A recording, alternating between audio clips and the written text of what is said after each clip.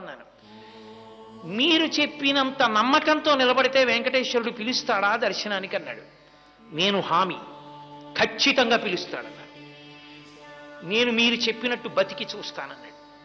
అతను ఒక 6-7 నెలలు పరమ ధార్మికంగా చక్కటి జీవనం చేశాడు. అతనికి తెలిసినట్టు తెలిసిండి వెంకటాచలం కొండ మీదకి వచ్చాడు. అతను వచ్చినట్లు నాకు తెలియదు.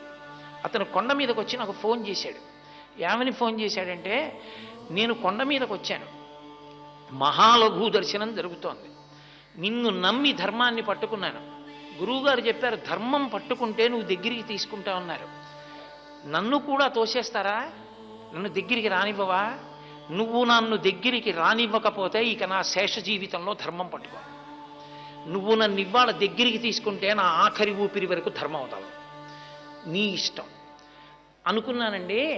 అకస్మాత్తుగా ఎవరో వచ్చి నన్ను పిలిచి, ఏమండి హుండీ లెక్క పెడుతున్నప్పుడు కాసేపు అక్కడ నిలబడి చూడాలి, అదేదో ఒక ప్రత్యేకమైన విధి ఉంటుంది భక్తుల్లో కొంతమందికి, నేను ఎప్పుడు చేయలేదు, నాకు తెలియదు, అలా ఉంటుంది అని చెప్పి నన్ను పిలిచారండి. పిలిచి కొంతసేపు నేను ఆ సేవ చేసిన తర్వాత, అలా చేసిన వారికి దర్శనం ఉంది బాబు అని లోపలికి తీసుకెళ్ళి దర్శనం చేయించి పంపించారు.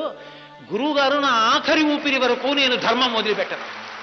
నాకు అర్థమైంది, ధర్మాన్ని 6 నెలలు పట్టుకుంటేనే నన్ను అనుగ్రహించిన స్వామి నా జీవితాంతం పట్టుకుంటే నన్ను గుండెల్లో పెట్టుకుంటాడు.